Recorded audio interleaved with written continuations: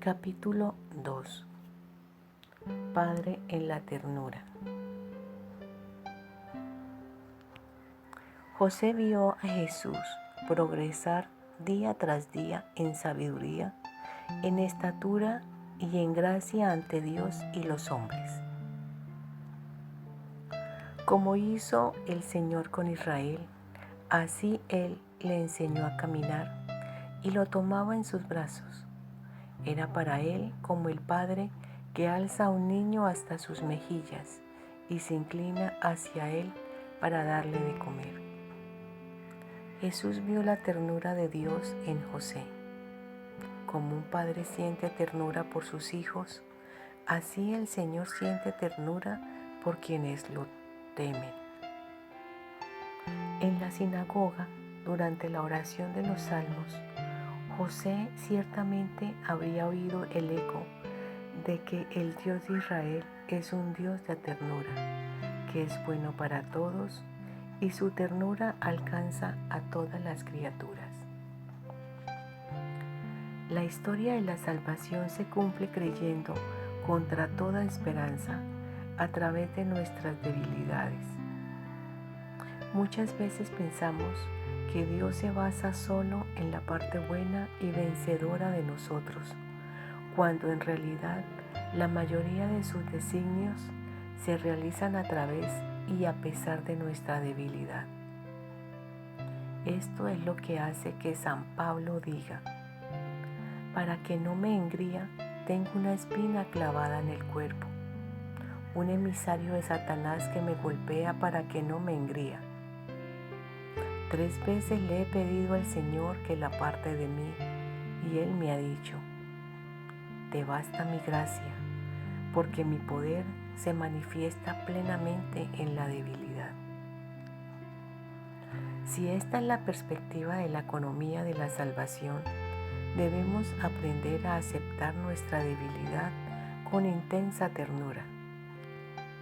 El maligno nos hace mirar nuestra fragilidad en un juicio negativo, mientras que el Espíritu la saca a la luz con ternura. La ternura es el mejor modo para tocar lo que es frágil en nosotros.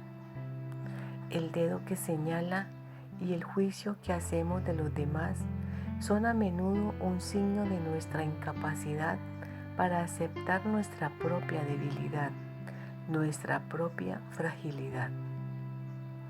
Solo la ternura nos salvará de la obra del acusador.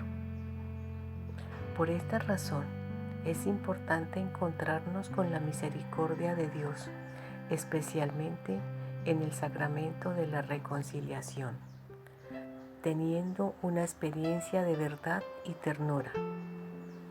Paradójicamente, incluso el maligno puede decirnos la verdad, pero si lo hace, es para condenarnos. Sabemos, sin embargo, que la verdad que viene de Dios no nos condena, sino que nos acoge, nos abraza, nos sostiene, nos perdona.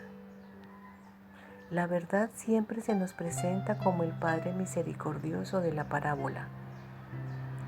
Viene a nuestro encuentro, nos devuelve la dignidad, nos pone nuevamente de pie, celebra con nosotros, porque mi hijo estaba muerto y ha vuelto a la vida, estaba perdido y ha sido encontrado. También a través de la angustia de José pasa la voluntad de Dios, su historia, su proyecto. Así, José nos enseña que tener fe en Dios incluye además creer que Él puede actuar incluso a través de nuestros miedos, de nuestras fragilidades, de nuestra debilidad, y nos enseña que en medio de las tormentas de la vida no debemos tener miedo de ceder a Dios el timón de nuestra barca. A veces nosotros quisiéramos tener todo bajo control, pero Él tiene siempre una mirada más amplia.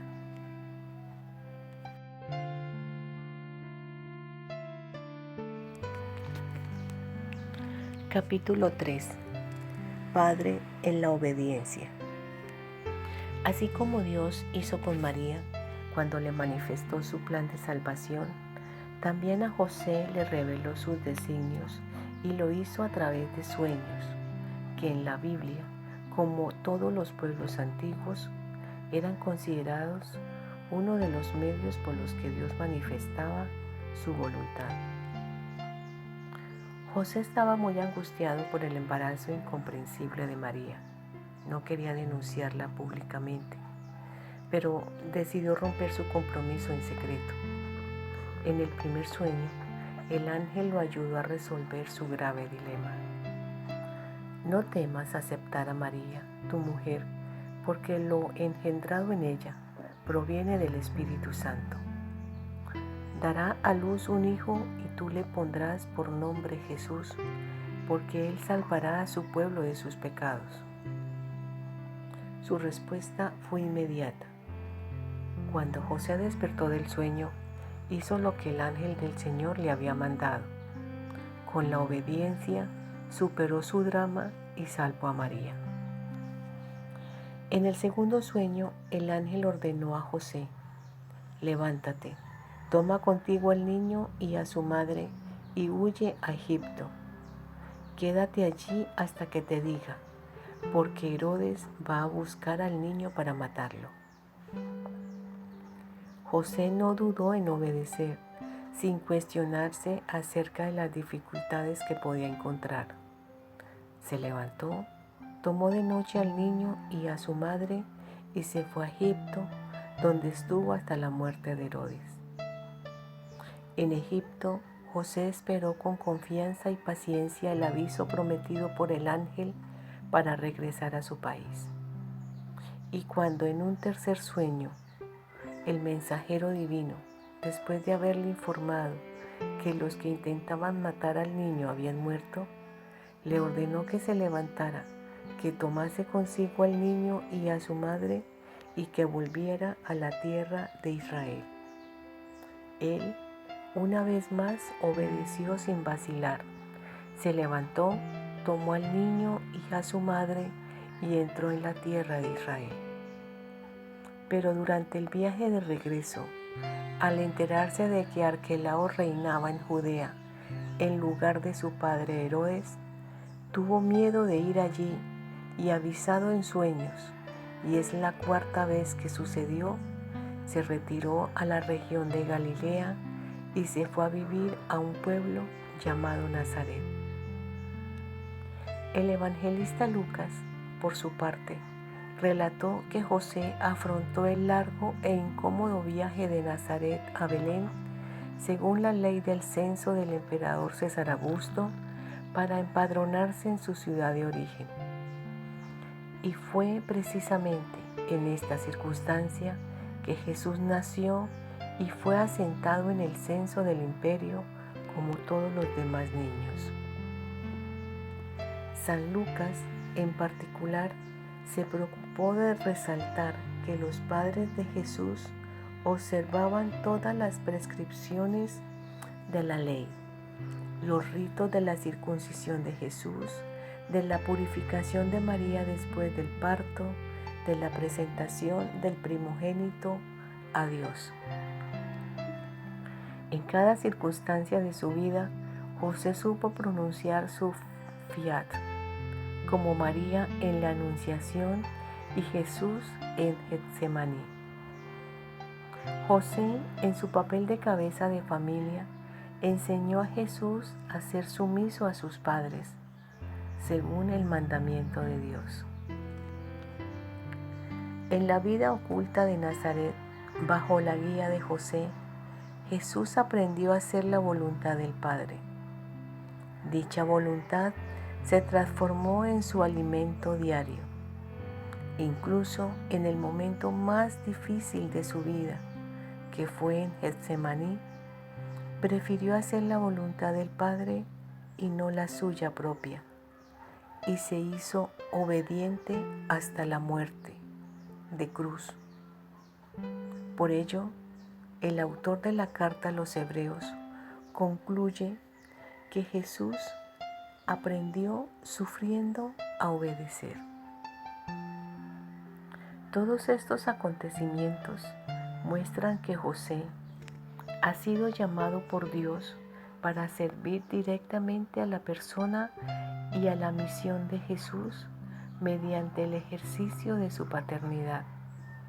De este modo, Él coopera en la plenitud de los tiempos en el gran misterio de la redención y es verdaderamente ministro de la salvación.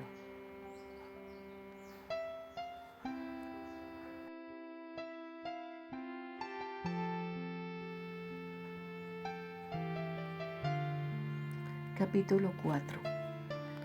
Padre en la acogida. José acogió a María sin poner condiciones previas. Confió en las palabras del ángel. La nobleza de su corazón le hace supeditar a la caridad lo aprendido por ley. Y hoy, en este mundo donde la violencia psicológica, verbal y física sobre la mujer es patente, José se presenta como figura de varón respetuoso, delicado, que aún no teniendo toda la información, se decide por la fama, dignidad y vida de María. Y en su duda de cómo hacerlo mejor, Dios lo ayudó a optar iluminando su juicio. Muchas veces ocurren hechos en nuestra vida cuyo significado no entendemos. Nuestra primera reacción es a menudo de decepción y rebelión. José deja de lado sus razonamientos para dar paso a lo que acontece, y por más misterioso que le parezca, lo acoge, asume la responsabilidad y se reconcilia con su propia historia. Si no nos reconciliamos con nuestra historia, ni siquiera podremos dar el paso siguiente, porque siempre seremos prisioneros de nuestras expectativas y de las consiguientes decepciones.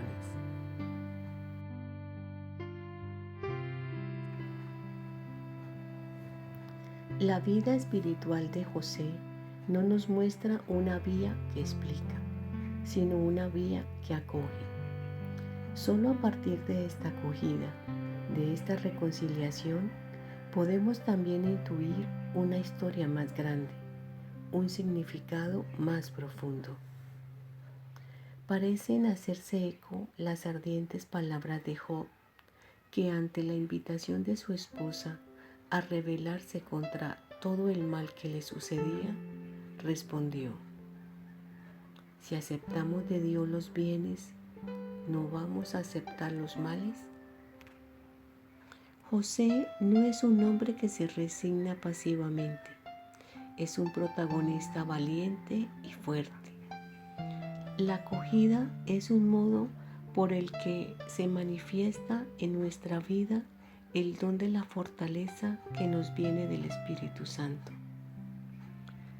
Solo el Señor puede darnos la fuerza para acoger la vida tal como es, para hacer sitio incluso a esa parte contradictoria, inesperada y decepcionante de la existencia. La venida de Jesús en medio de nosotros es un regalo del Padre para que cada uno pueda reconciliarse con la carne de su propia historia, aunque no la comprenda del todo. Como Dios dijo a nuestro santo: José, hijo de David, no temas. Parece repetirnos también a nosotros: no tengan miedo.